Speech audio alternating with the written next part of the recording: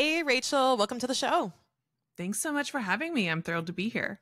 I'm thrilled to have you. Would you mind just introducing yourself real quick to those listening?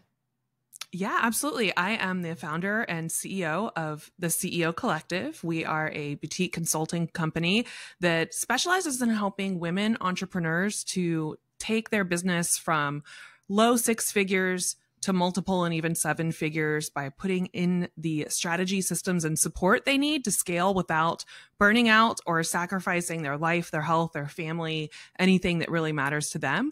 We believe that you can build a business and have a life at the same time. Yeah, who would have thought it, right? That you can actually do both.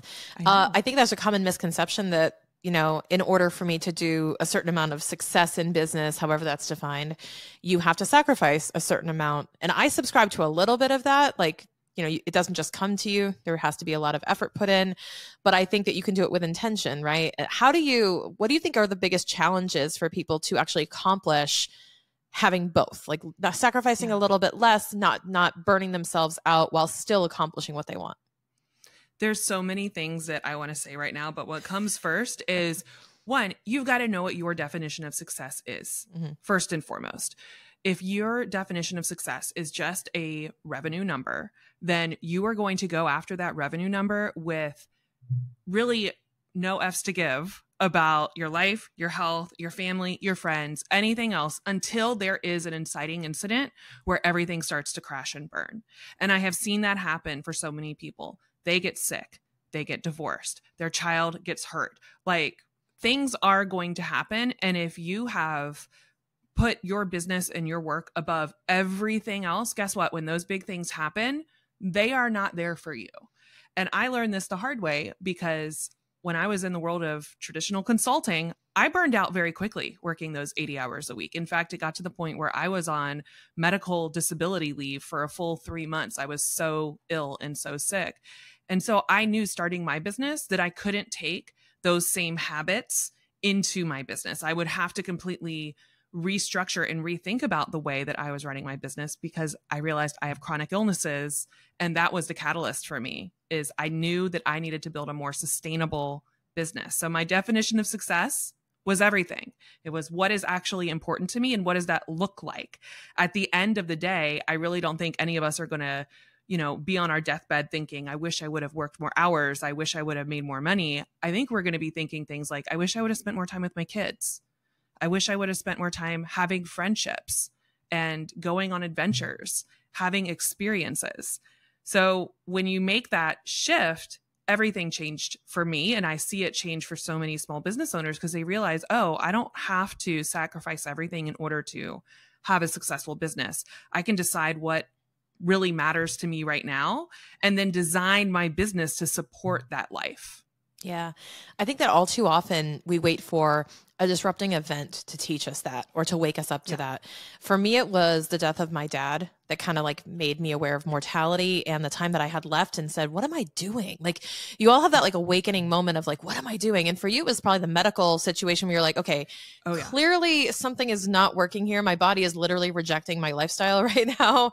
And I need to focus on that. Like for me, it was the same. I watched what my dad was going through and I said, I can't get sick. I can't go through this. And I definitely need to be spending more time with people because you're not guaranteed a single other day on this earth.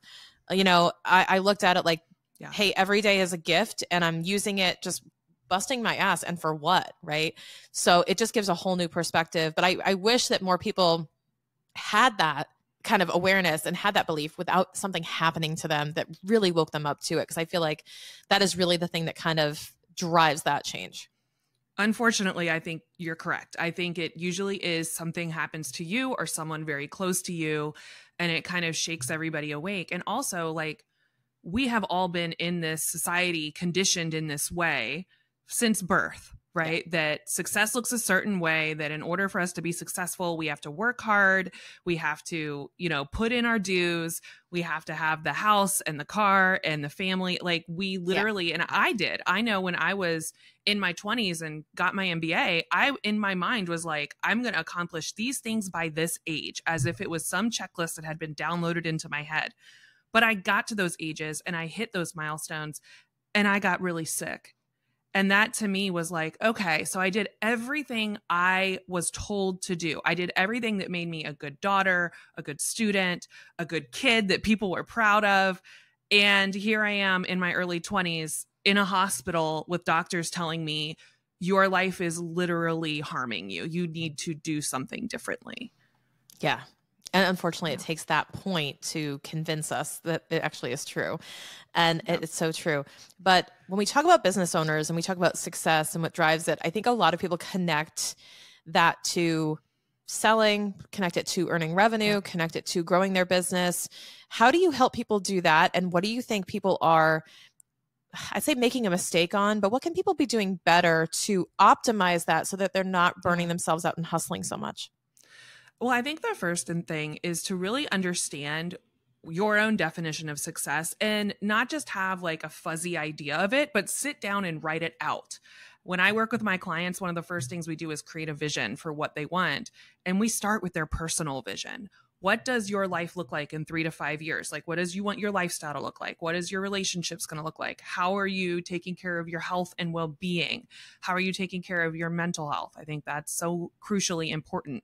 What do your friendships look like? What are the creative outlets that you have? I mean, how many business owners do we all know who don't have a single hobby or don't have a friend who's not somehow connected to their business? Oh, amen. We absolutely don't have a life.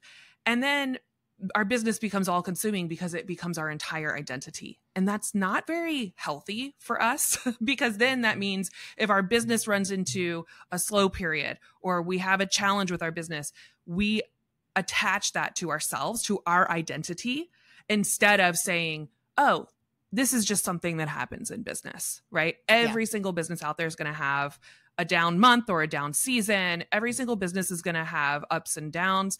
And I think a lot of people, when we are so literally enmeshed and codependent with our business, we're setting ourselves up for a very unhealthy relationship with our business. And that's what I don't want people to have. I feel like your business should serve you. It should work for you, but it should not be the end all be all. So starting with your definition of success, I think, is so crucially important because then we want to reverse engineer that and build that life first business. Part of that is getting intentional about how you set up your business. And not all businesses are going to allow you to have a life first business. I will be the absolute first person to admit that. There's a million different ways you can start and grow a business, but some of them are going to require you to sacrifice a lot for a very long time with the hopes that it'll pay off. And I think that's something we have to be very aware of going into setting up our business. You don't want to set yourself up for the only way you can make this business sustain your life is if you're putting in an insane number of hours, or the only way that this business will be successful is if, you know, you have to grind it out for years and years and years. That's just not sustainable. So if you think about your business from a perspective of, here's what I want in the next 3 to 5 years, here's what my non-negotiables are personally, here's what my capacity is. That's a question a lot of times we don't ask ourselves, like, how much time, energy, and attention do I actually have for this business? And then we can reverse engineer, okay, does this model make sense for what I'm trying to accomplish? Because there's a very simple business models that can get you there, but we tend to glorify the big, massive businesses that are actually very complicated to run and take a lot of time, energy, and effort to get going. You don't have to do it that way, though. You could start simple. Yeah. And I think the thing that people, I don't want to say waste, because it's really hard to determine what's wasteful, but I think where people invest a lot of their time and maybe don't get as much of a return on it is in marketing.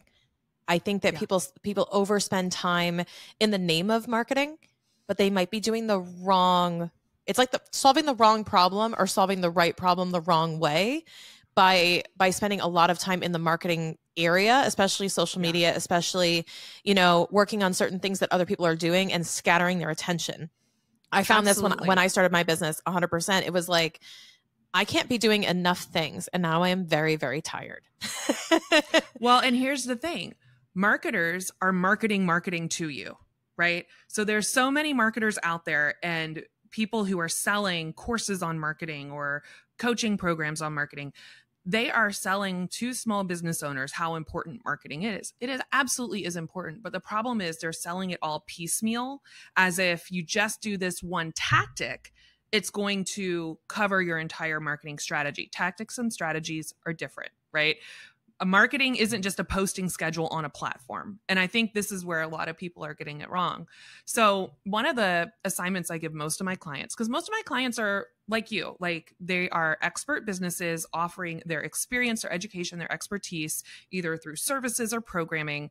And for a lot of them, if I ask them to go look at their last 10 paid clients and figure out where those clients come from, most of my clients will come back to me and say, most of them were referrals. 8 or 9 out of 10 were all referrals. And they're just looking at me with this look like, if they're all referrals, why am I spending so much time creating content and posting on social media and feeling like I've got to get on every new platform and learn some dances and lip sync or do these trendy things?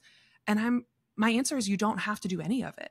You don't have to do any of it. You have to understand where your clients come from and build a system around that. And once you understand how that works, it becomes so much easier because you get yourself off of that hamster wheel feeling like you've just got to do all these things because everybody out there is saying you have to be on social media, you have to be creating content.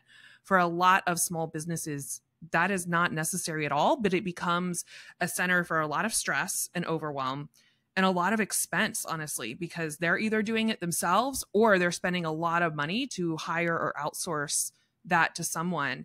If it's not bringing in clients, it is not the right approach for you. Yeah.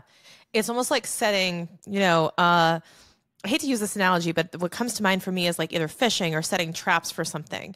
And it's like, well, I set 100 traps and 2 of them worked.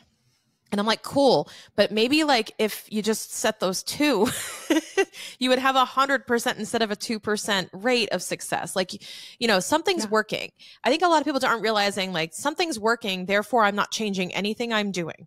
So if you're doing 80 different things, if you have a podcast, you're on podcast, you're doing social media, you're doing email marketing, you're doing text marketing, you're doing all of this stuff, you're doing cold outreach, whatever it may be, all of these strategies. And you're like, it's working. And it's like, but like all of it's working, or just because you're getting results, you're going, cool, freeze. I'm not changing anything I'm doing. I don't want to ruin this momentum I've got. But without the analytics of knowing what's working, you probably could be exponentially more successful if you just focused on the things that actually worked. Exactly. That we always called that spray and pray marketing, where you're just doing all the things, crossing your fingers and like, something's working, I don't know what. Yes, you absolutely have to track. And if you aren't sure what in your marketing is working, the first thing you can do is literally start talking to your clients, ask them, put into your intake process, where did you find out about me? Yep. Make sure you're having conversations with them. And I have multiple places where I'm asking people where they're finding out about me. If I'm doing sales calls, that little form where they fill out, information for me, I ask, where did you hear about me? I can see if they joined my email list, where they opted in and what things they opted in for. So that gives me so much clarity. And like you said, it tells me what's working and what's not working. That's the first step in designing a great marketing strategy. If you're not clear on what's working and what's not working for you, then it doesn't matter what I say or what Shannon says. Like, it doesn't matter. Like, it could all be terrible. Yes, it could all be terrible. It could all be just a waste of time. Right. But it's like, and maybe it's fun, right? But then it's more of you're doing it out of the joy of it. You're not expecting results and you're not connected to the results of it. And I think that to some extent you have to disassociate with, I'm doing this just for an outcome, so that there is authenticity and you actually enjoy the process. But to some extent also, you have to know your expectations of what's going to happen from this effort and know where you're getting the biggest return on your effort. Because I love making some fun Instagram posts and using my humor and like just making jokes and stuff. But I go, I'm just doing that because it's fun. If you guys think it's funny, cool. But if you come to my website, awesome. But I'm not, using it as a primary channel for business development. I'm just like showing up. You know what I mean?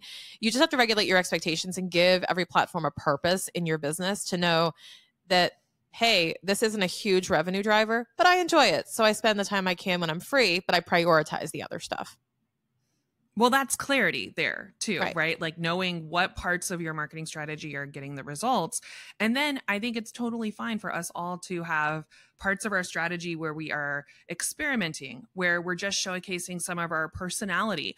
A lot of times that's our nurture marketing. That's where we're maybe not bringing people in for the very first time. By the time they hit your nurture marketing, people already know who you are, but now they're getting to know you more, right? They're getting to understand your personality. They're getting to understand your values. They're getting to really build that relationship, whether you're building it in a one-on-one way, high touch, or if you're building it through social media. They're getting to know a little bit more about you. And that's really important because that's the stage of your entire strategy where people are starting to question themselves, like, is this somebody I trust and that I could see myself working with? That is where it becomes really important for them to get to know us. Yeah. But I think a lot of people are just doing that. You know what I mean? Like, it's almost like they're just doing that nurture component, thinking that is all the marketing, right? Yes, exactly. And that's where people get stuck. So in our framework, we've mapped out what we call client growth engine, and it's based on the buyer readiness journey that every single human being goes through when we're making a buying decision. The first time we hear about a product, a program, or a service, all the way through to being a paying client. So there's 5 parts of it: attract, engage, nurture, invite, delight. Nurture is the dead center, right? This is where you're building the relationship. And the key here is they already know you. They already follow you. They're already in your ecosystem in some way, shape, or form. And this is relationship building. This is all about getting them to make that decision, whether or not they think they want to work with you. And then you move them into invite, which is the sales process, and then delight, which is delivering that product, program, or service. But there's 2 parts that come before nurture. And this is where so many small business owners just kind of drop the ball. And I understand, because these are the things that often are the scariest because they're high visibility pieces of the puzzle. So that's attract and engage. Attract marketing is getting in front of brand new people for the very first time. They have never heard of you. They have never heard of your business. They have never heard of your brand. But there's a couple ways when they are thinking about a problem they want to solve or a desire they want to fulfill, they are going out there looking for someone like you. And that's the most important thing for all of us to remember, is there are actual human beings actively looking for what we have. All we have to do is make sure that we show up when they're looking for it. And that takes so much of the pressure off for me, because I'm like, okay, I'm not trying to convince people. I'm just showing up where they're already interested, where they're already looking. So when we're thinking about attract marketing, there's a couple different ways you can do that. And it depends on the type of business. I always say it really depends on the type of business, because not all businesses need all types of attract marketing. One huge one that I talk with a lot of my small business clients with, especially if they are local businesses, is SEO. Search still works, and it's going to always work, especially if you're a small business. And I think often we forget that. And then, you'll go to look for a restaurant in Richmond, Virginia, which is where I live right now. And you won't show up because you didn't make sure you have a Google My Business listing, or your website isn't tagged for restaurant Richmond, Virginia. Like, those are really simple things you can put in place if you're a local business. So any local business, search, showing up on Google, using Google My Business, a tool they give you for free to show up on search. Using Pinterest as a search engine. I know so many small businesses that would do so incredibly well on Pinterest, and they don't realize it's a search engine. They still think it's like a social media channel. It was never a social media channel. It's a visual search engine. And even YouTube is search. If you are someone who has like lots of tutorials, even video podcasts, all those things show up in YouTube search, and they're really, really powerful engines to send you free traffic, which who doesn't want that? Exactly. I actually heard that YouTube is like the second most popular search engine, probably because it's owned by Google, but it's really, it's a resource for a lot of people, and where they're looking for what you're offering. And I think it's a lot easier, well, I should say simpler, to simply show up where people are already looking for you versus thinking they're just going to find you. When you're, you're in the middle of the woods doing something, and it's like, when someone happens to cross my path, they'll know what I'm up to. And it's like, you have to work a lot harder to become visible, and to, like you said, to attract those people who are already problem aware and are already looking for, that's the easiest sell, is somebody who is already problem aware and seeking the solution.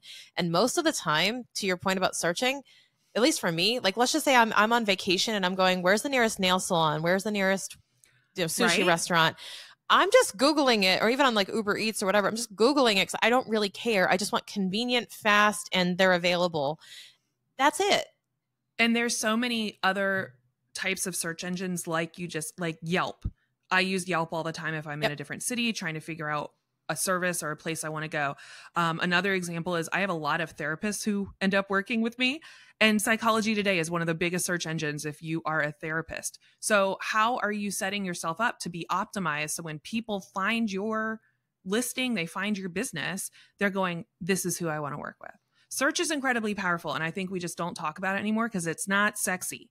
It's kind of boring, but I love boring when it comes to business because boring means it's easy to run. And usually the more boring it is, the more effective it is long-term. It's just my experience. I would probably agree with that. So I think searching really does help, especially when someone is problem aware because they're searching for something.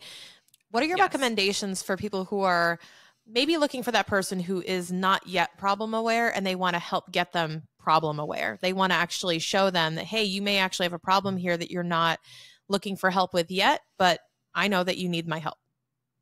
So this is where they're more likely to be symptom aware. And you have to understand this is a huge issue for so many experts because we are so close to it that we forget. We are like a level 10 if we were on a scale of 1 out of 10. We're over here. We're level 10. We have like all the degrees and certifications and decades of experience.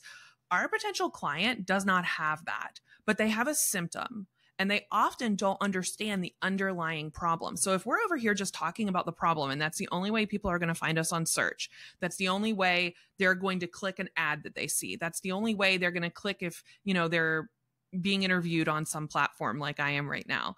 If they're only talking to problem aware, you're talking to a very small percentage of your total potential audience. So you have to start also thinking about symptom aware. And that is where most attract marketing can work really, really well because more people are looking for answers to the symptom. They don't yet understand the underlying problem. So this is where I love getting in front of other people's audiences. For me, other people's audiences can include media. It can include interviews. It can include guest posting. It can also include public speaking.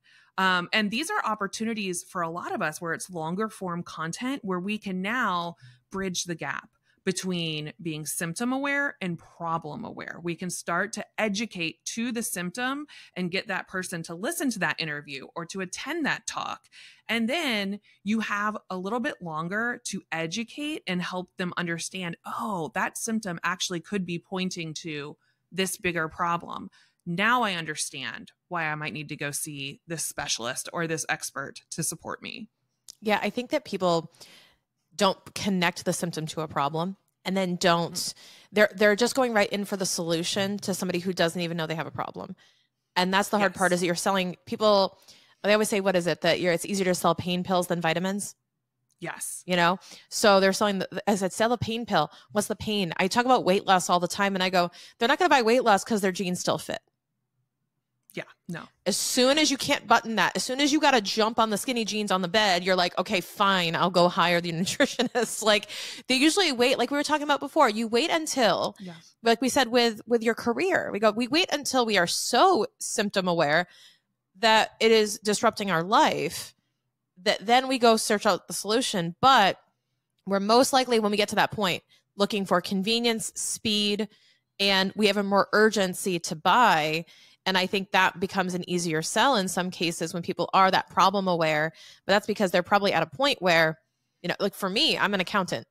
When people are like in a complete shit show with their taxes and they're like, haven't done my books in 5 years, I haven't filed my taxes. I go, those are the people most ready to buy because they're like, I need to solve this now. I'm about to get audited versus somebody who I'm trying to convince to be proactive in planning. That's the vitamin. That's the, you know, that would be nice, but not and right that's now.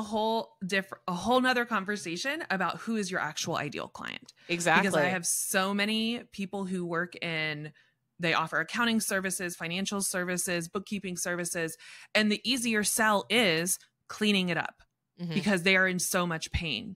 But those people are often not awesome clients because there's a reason they need a huge cleanup. There's a reason they got into all that trouble. And guess what? If they're already in trouble, they probably aren't wanting to spend a ton of money to clean it up. They might not have a lot of money to clean it up. But what's a better service to offer? You offer CFO services.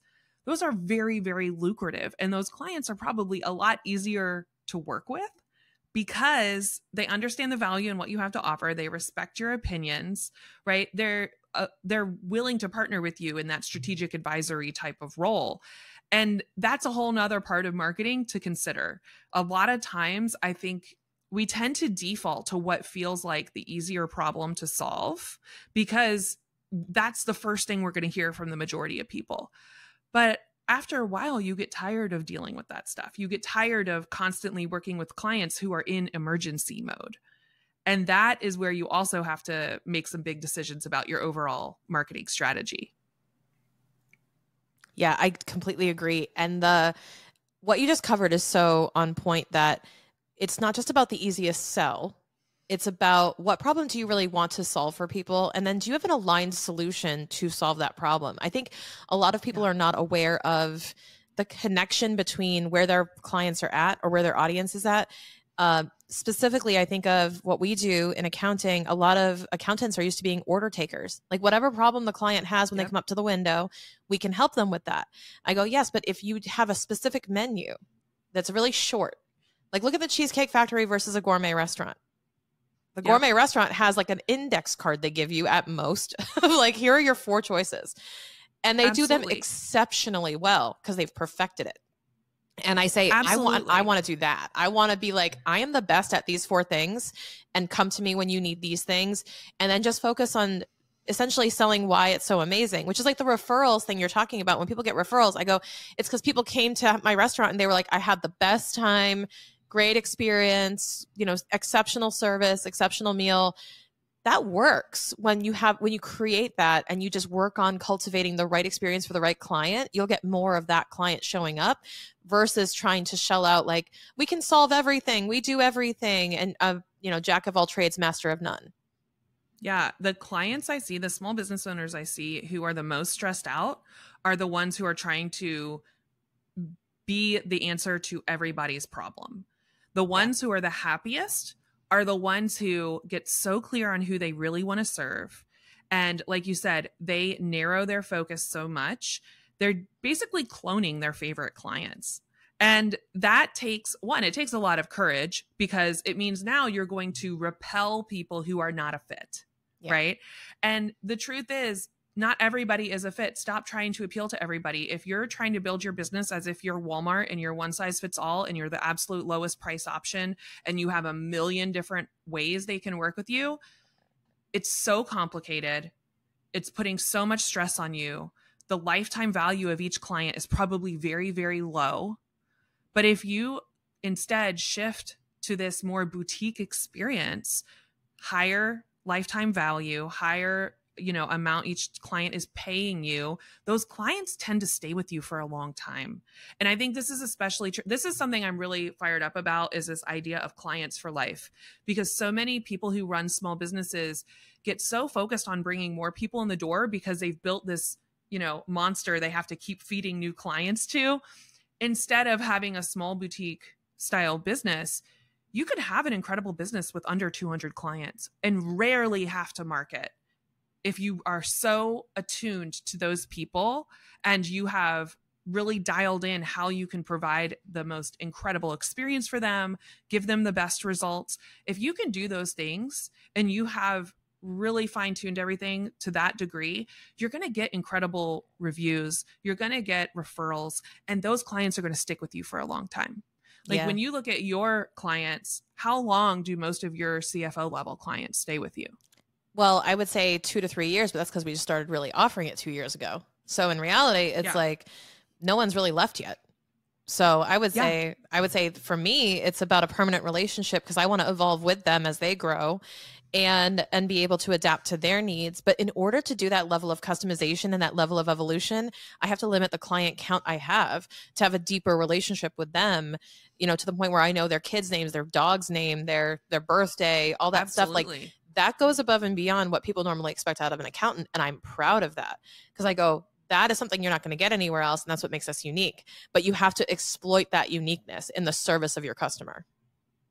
And that is a difference. This is like being the Ritz-Carlton of your industry, right? Versus being the Howard Johnson off the interstate. You know, it's a They have a level of purpose. service. They both have a function.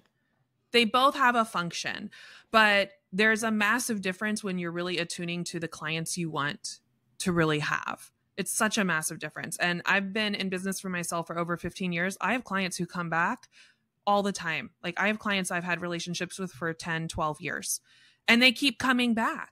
And they keep coming back because they know that I'm attuned to them. That once, I always tell my clients, once you're a client, you're always a client. Even if we're not in an engagement right now, I'm going to pay attention to what you're up to. I'm still going to say, hey, how's your mom? Or congratulations, your kid graduated high school, or all these things. It's getting to know people. And that's something that small business seems to have lost a lot in this world, especially of online marketing. It has become so much about scale at all costs that we're forgetting there's real humans here who are craving this level of care and attention. And for so many small businesses, they will actually do so much better and enjoy their business more when they build those real relationships compared to trying to scale as fast as they can and they know nothing about the people who are hiring them or buying their programs or what have you.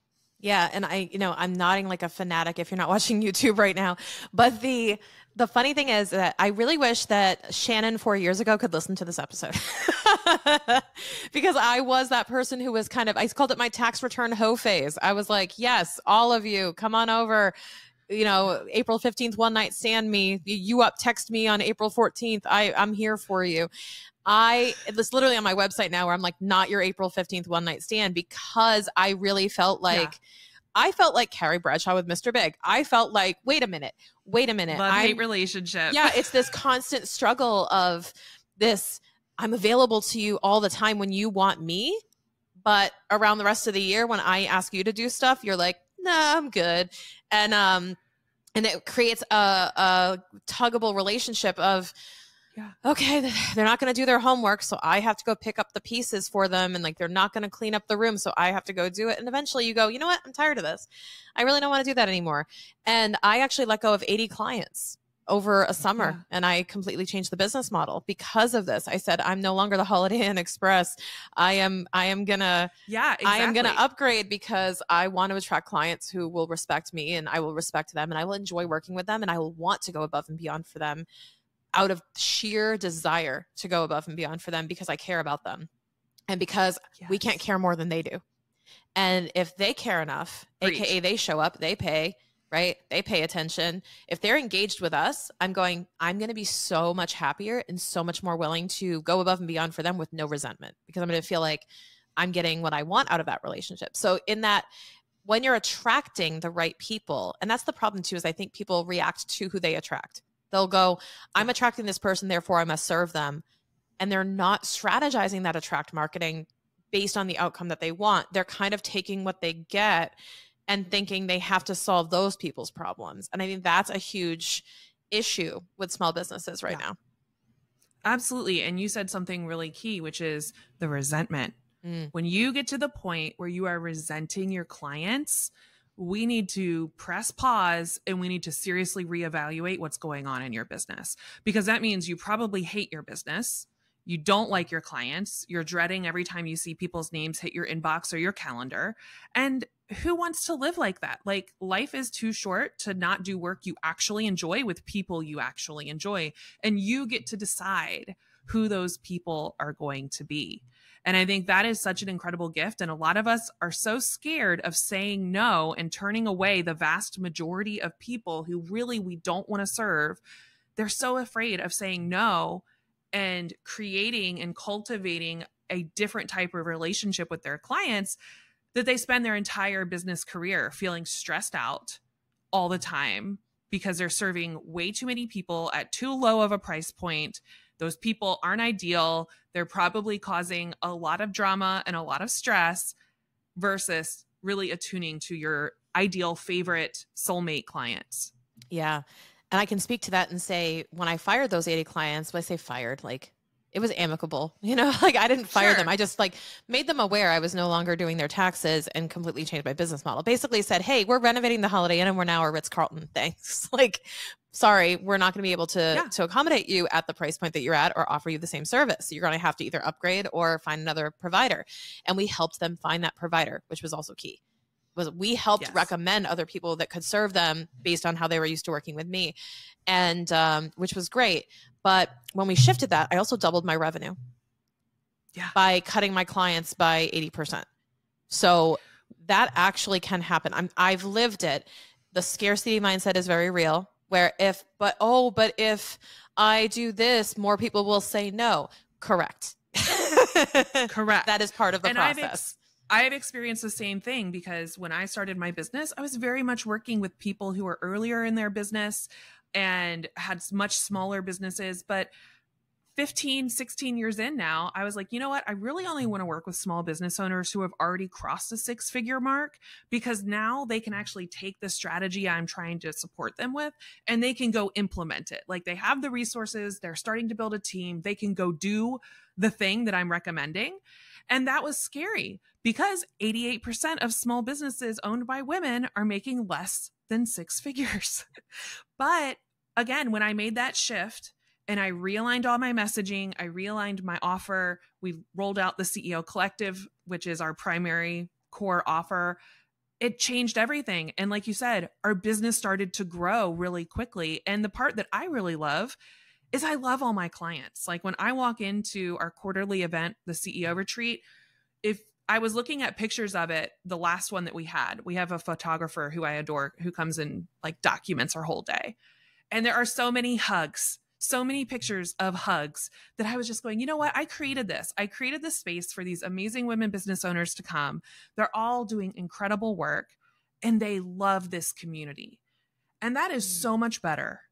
That is so much better for me. It fills me up than people who are always in emergency mode, always panicked, always freaking out about every little thing. Like, if every little thing is an emergency, I do not want to work with you, because that means that it's going to be really, really stressful all the time. I want to work with people who are grounded, who are excited about growth, and who are doing it in a way that is going to allow them to really show up for themselves in the process. And that's a whole different energy, but it does require being willing to say, like, no, I'm not here to serve this particular group of people. I'm so focused on who I'm here to help. Yeah. And what is your thought? I know you talk about attract marketing. What is your thought on repel marketing? If you're not repelling, then you're not attracting. That's just the bottom line. Because if you think about it, when it comes to marketing your business, a lot of us were raised to blend in. Like, do you remember when you were in middle school or high school? I have high schoolers now. They just want so badly to fit in and to be accepted, right? And I think for so long, that's what most of us want, because evolutionarily, if we weren't accepted by the community, right, we were off on our own. It was dangerous to be shunned or repelled. But when it comes to marketing, how many accountants are out there in the world? So many. Right. How many therapists are out there in the world? How many coaches are out there in the world? If everything that you're putting out to market your business sounds like everybody else, then you have officially blended in and made your business a commodity. And if your business is marketing itself as a commodity, like if I could replace the name on your website with 10 other websites that I've already seen, you are a commodity. And that means people are automatically going to default to price shopping you, because that's what we do when we walk into Walmart. We look into the lowest price on the shelf, or we wait till it goes on sale, right? So if you don't want to be a commodity and you want to have premium pricing, you have to be willing to have an opinion and to have a personality and to either attract or repel. And a huge part of that is knowing who you're talking to, right? Knowing your ideal client in and out, wanting to duplicate those people and speaking directly to them. And I hate those ideal client exercises that are like a worksheet where you're like, well, what magazines are they reading? I don't care what magazines are they reading. They're like gender, their height, their weight, I'm like, who cares? No one cares. But what you want to know is, what are their values? What's important to them? Mm-hmm. What are the beliefs that they have about the thing that you do, right? Yeah. Who do they want to be? What are their aspirations? What are their dreams? What are their fears? Like, you want to know those psychographics. And the best way to know that is to build relationships with people, because you're not going to come up with that out of thin air. But you are going to have conversations with people, and then you're going to start hearing people say the same thing multiple times. And that's what you attune to. That's what you focus on.